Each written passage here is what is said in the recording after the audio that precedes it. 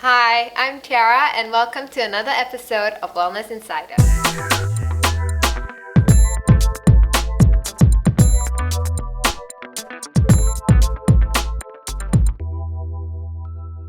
Today we're with Jerry Teo, the co-founder and MD of Pilates BodyTree. Pilates. Yes. So tell us more about yourself. Yeah, as Tiara has mentioned, I'm the co-founder and MD of Pilates BodyTree. My mission in life is to teach and inspire people to take changes that will improve their quality of life. And through Pilates, I was able to fulfill my life mission and really working with executives, around our studio area of the age between 20s to 50s to work on their mobility so that they can have the mobility fitness to do the things that they love. Okay, so tell us more about what Pilates is about. How does it help us? I think firstly, Pilates is a way to help us improve our joint mobility. At the same time, when a lot of people talk about mobility, they always think flexibility.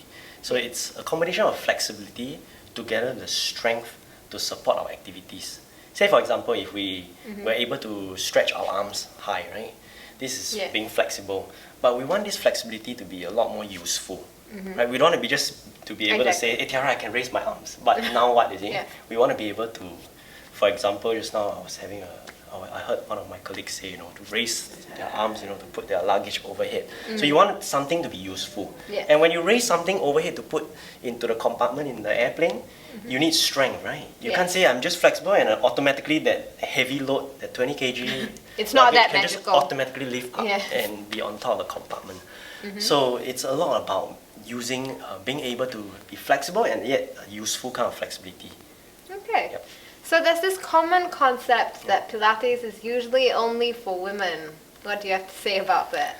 I think maybe because most of the time when someone first heard of the word Pilates, it's from We a think woman. of yoga. It's from a woman anyway, right? You seldom hear a guy will say, hey, do you know about Pilates? It may not sound so cool to people. So most of the time you hear it from a lady. Exactly. So obviously when you hear something from a lady, you would You think it's ladies. it's a lady's thing. But I always say, right, ladies are very fast, in catching what's good for them. Yes, of course. Of course, we know that. Yeah. But for men, if you want to try, this is a good way to get the ladies. Listen as to well. the ladies. Yeah. Listen to the ladies. I would say. I know. Yeah. So, tell us more about Pilates and what got you into this line of work. Wow, I did electrical engineering when I was in school, and I was definitely clear that was not something that I want to carve a career in. I wanted something that has interaction with people, not with machine, although Pilates have some machines, Yes. But I wanted to have an interaction and to be able to help people, right? So I started exploring and I chanced upon Pilates and the first thing as a early 20s, guy, I found it challenging. Yes, that's the thing. A lot of people think that Pilates, it's so easy. You just do all these little exercises, but it's not. It really tires you out. Yes, it's not. Yes, it's really challenging. Exactly. My legs were shaking non-stop. And it's funny. It's usually the guys that can't do it very well. Usually the guys cannot do it. Yes. I think also because Joseph Pilates himself created Pilates, after he saw how the German soldiers in World War, they were struggling with they were strong, right? But they were struggling with injuries. So he saw a need to integrate a conditioning program that can help them do things functionally and to also leverage on the strength that they have. Okay. Yeah, so that's how Pilates, That's how it started. It started. Okay. I think the ladies popularize it. So. Of course, we do that. Yeah. But you were one of the first people who actually started being an instructor in Singapore. Yes. So, how has the industry grown since then? Massive. Really? Massive. When you first started, how was it? When I first started, my mom would say, "Is this an exercise for older people?" Because she asked me, what's the age group of the people doing Pilates? Seldom I would say someone below 30 in the past, but these days more and more 20 plus. I even have some teenagers that actually come into Pilates because it's very high intensity and very You maybe move a because lot. the things that they did outside, Yeah. you know, not to say the things that they did were bad or so, but they probably didn't have a body that was prepared to do a high intensity kind of exercise or sports or Yeah. activity. So when there's a mismatch, you see, between what you are physically capable of doing and what you want to do. So when there's a mismatch, then injuries often happen. Yes. And so when injuries happen, you know, solving this injury or addressing this injury became mandatory, right? Yes. And then people start to question, hey, what kind of, you know, what type of conditioning or what type of things helps with injury management? Yeah. Then Pilates often came out as one of the few things. And that's how it grew, and that's also how, you know, it changes. Yes. Younger people are more, you know, Into open. it and You know, although it's not a very quick activity. yes. You know, younger people like quick things. Yes. But if it's effective, you know, people are more open to exploring. Okay. So that's what I think. That's what changed quite a bit. That's very interesting. So you actually see a lot of people who have, like you mentioned, you have people who come in with like injuries, and this Yeah. actually helps them with their Yeah, I think. getting back into their joint health. Yeah, I think Yeah. firstly, what gets a person back to joint health is they must have something that they love. You know, sometimes it's hard to say. Something that they must have want to something do. that they can see themselves doing. So, say for example, you know, I have a young boy who has a slip disc and then he wants to play tennis, right? So we can't be coming in from a point of view that, you know, do Pilates, but more of, you know, if you want to be playing tennis for a long time or again, then you need to start thinking inwardly, you know. Okay. What is it in the body that you need to work on or prepare in order for you to get back to doing those activities again? Because you can't tell a young boy, you know, Yeah. no more tennis for you. End of Yeah. end of dreams and everything. Yeah. To young people, you know, and these days parents are always, you know, very careful what they say to the younger kids. Yes. We don't want to We don't want to destroy. affect the mentality. Yeah. So in the earlier part of the segment, you actually mentioned mobility fitness. So what is that exactly? So have you heard of the word physical fitness? Yes. Okay. So physical fitness actually is encompasses a lot of things like cardiovascular fitness, Yeah. muscular strength, endurance. So I would say mobility fitness is just another level, you know, another level of thought. It's being able to be physically fit, but at the same time be free of injuries. So how do we become free of injuries from the activities we do? Firstly, we need to start thinking of your joint health. Yes. Right? Whether your joint is mobile enough, whether the muscles that go across your joint are they, you know, supporting the type of activity you do. So is this why people usually get injuries? Yeah, I That- would say. they push themselves too much, or I think firstly, pushing. Everybody likes to push. Yes, right? exactly. So we so- like to overcome barriers. Yeah, we like overcome. That's why Yeah. marathons are getting Yeah, more it's a big popular. thing. But I think what the key thing I always like to talk about is I always say, you know, kids, we play sports to get fit, right? But adults, we need to get fit to do sports. So I think along the way, right? That's actually very true. Along the way we forgot that this body. Yeah. Okay, not this body because I haven't worked in an office, so I don't know about that. But you know, Yes. people who work in offices, they are spending like many hours in front of their desk. If you think about sitting down for many hours, and then all of a sudden, is there an activity that you like to do? Swimming. Swimming. All of a sudden, right? You You just decided like you to want to swim. swim like Joseph Schooling. You know, it's not going to be possible. You're not going to be a Exactly. gold medal swimmer, you know, Yeah. getting up from the chair. You need to start thinking, okay, you know, in that butterfly, you know, what does the arm need to do? You know, you need that shoulder mobility. Now in that feet, you see how he was moving, like, Yeah. you know, like as though he has Like, flippers. yes. Right? It was so- yeah. how do we do that? We need to have joint mobility in, you know, our hip, knee, and ankle. So we first need to understand what does that swimming encompasses. Then you start to think, is this body, you, because you're talking Yeah. about swimming, is this body ready for No, swimming? not really. Really, right? Yeah. Although your mind is ready. Yeah. You are gold medal, you know, butterfly, 100 meters swimmer. In my mind are many things, Yeah. but But the body needs to catch up with the mind as well. You know, we think a lot faster than we move. Yeah. So we need to catch up. So how do we catch up? We understand the activity you do. We understand what is it that you need to become better in. to assess what are things you need. Then you condition it. Okay. And then coupled with the activities that you love to do, then you get the results that you want, injury-free. Correct. Yeah, injury-free is a very big thing. Yes. You know, once you're injured, you It can't hinders swim. you from. Yeah, you can't swim for many months. Yes. Then you get frustrated, you get angry, right? Then you can't do your work well. And it costs a lot too. You have to, Yep. to rectify the problem. Yes. Yeah. Definitely. So, for mobility fitness, yes, tell us more about what it actually encompasses and how we can actually avoid getting injuries using this, like, different techniques that you have. Yeah. Okay. So maybe earlier I was mentioning about activities. Yes. The things that you love to do. Some of the things you can start thinking about is at your workplace. You know, what's your habit?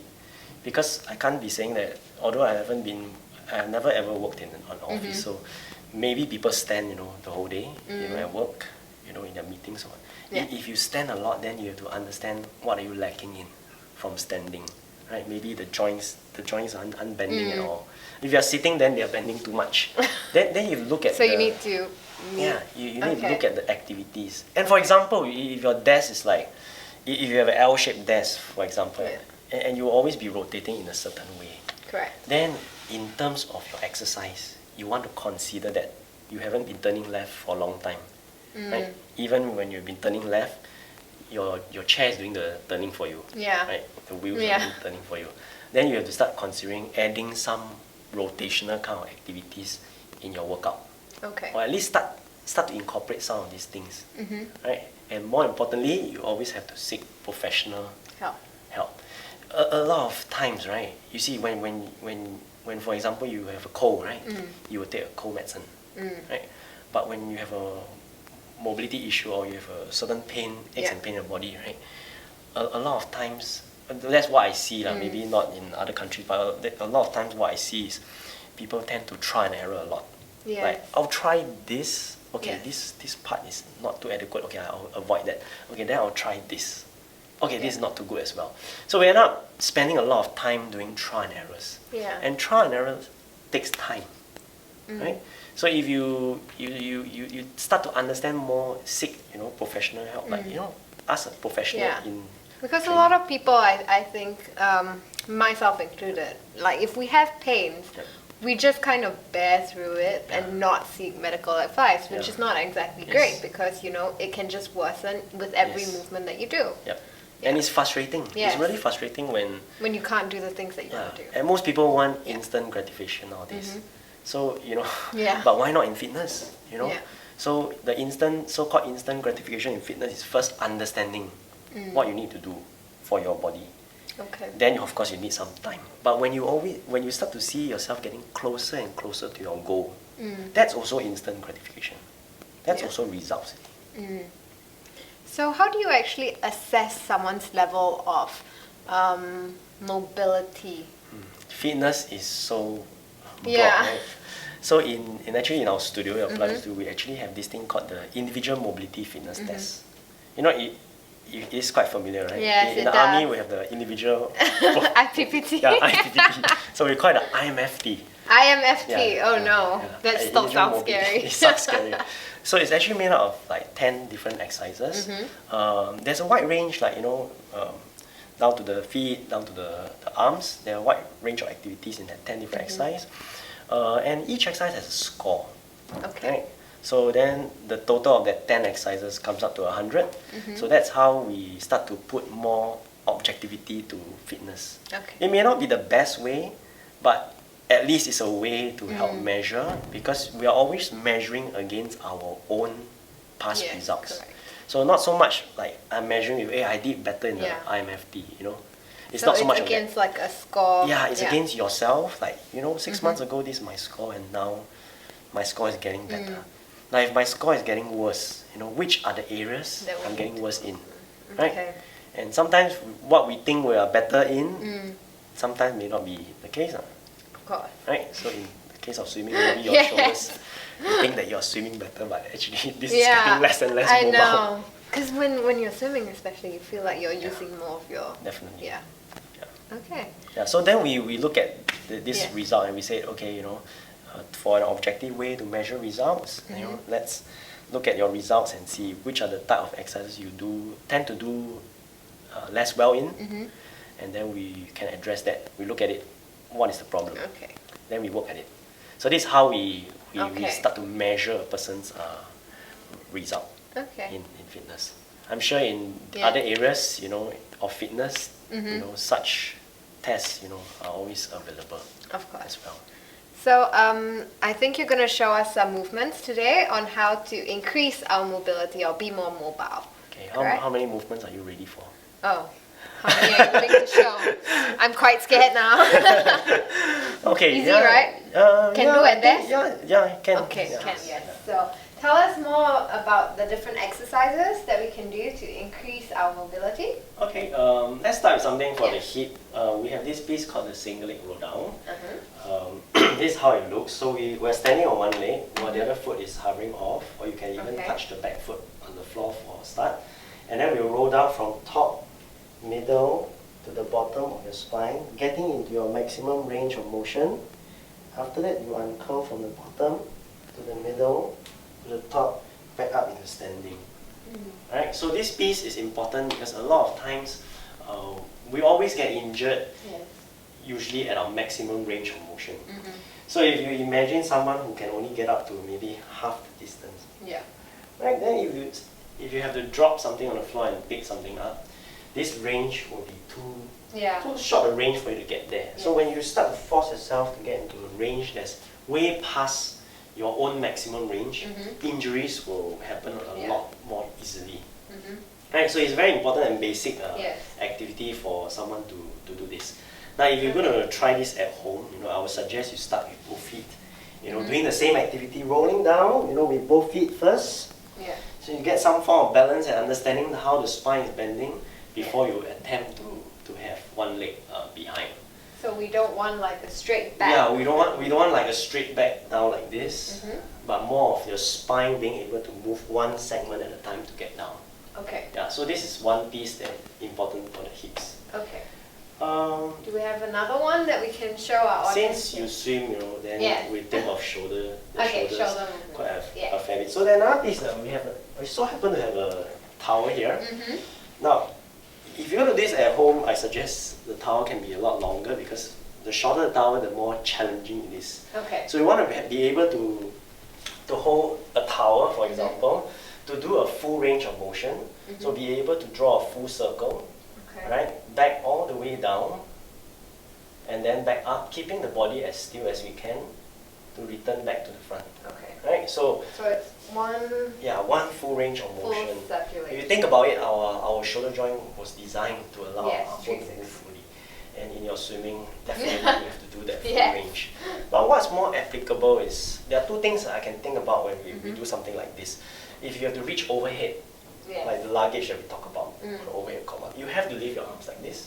If we don't have the ability to move our arms overhead, then we'll be probably arching our backs too Yes. much, which puts a lot of strain to the back. The second thing I can think about is our arms must be able to move behind.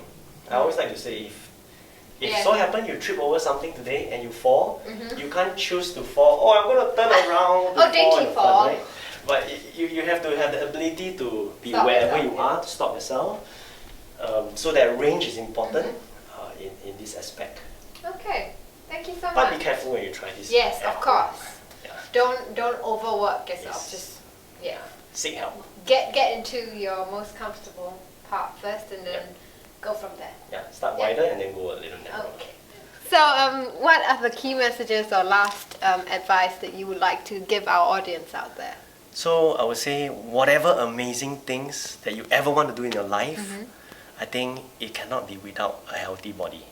So think about your mobility, think about your fitness. Thank you. Thank you. Have a good day, guys. Have fun. Bye. Bye.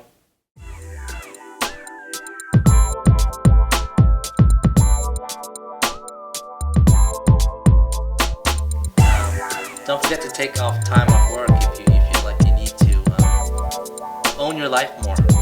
Own yourself more. A lot of the times when people get stressed, it's actually because they're not owning themselves enough. So